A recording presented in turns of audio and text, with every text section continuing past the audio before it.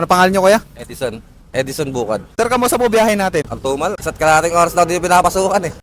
Sir, anong motor ginagamit nyo? Honda Click 125. Ilan taon na po yung motor nyo? 2021 yan eh. Bali, magdi 3 years. Sir, magkano nagagastos mo sa gas sa isang araw? Depende kasi. Kasi minsan hindi pare-pare yung kita namin sa ganitong hanap buhay. Kung malakas ang biyahe, mga 200, 180. Pag matumal, 50 lang. Magkano kinikita nyo sa isang araw? Kung babiyahe ako ng 12 hours, mga 1,000. Pero hindi pa labas yung ron, gastos namin. Pagkain, gasolina. Kaya yung 1K na yun, mababawasan pa yun. May trabaho po ba kayo before bago nyo gawin itong trabaho na to? Driver talaga ako eh. Dati yung nag-jeep, kaya lang umayaw na ako kasi mas madali ang pera rito kasi kay Grab. Tsaka higit sa lahat, wala pang amo.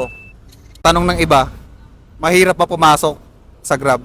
Hindi naman, basta kompleto ka lang ng requirements kay Grab, makakatanggap ka naman kagad doon. So, may lisensya ka, may NBI ka, may motor ka, tatanggapin ka ni Grab.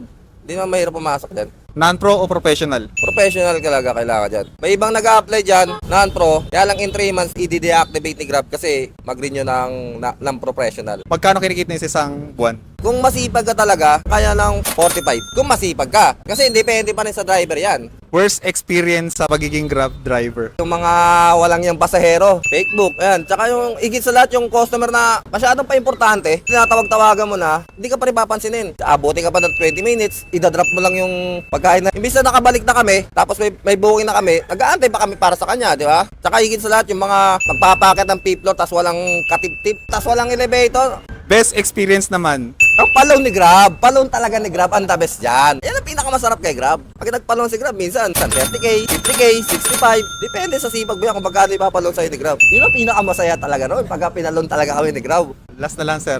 Ano mo papayo nyo sa mga nagbabalak pumasok sa Grab? Huwag yun ang subukan. Kasi number one, kung mainipin kayo, hindi deserve sa inyo itong ganitong trabaho. Pero kung papasok kayo ng mga mainipin kayo, huwag yun ang subukan. Kailangan talaga mahaba pasensya rito sa ganitong trabaho.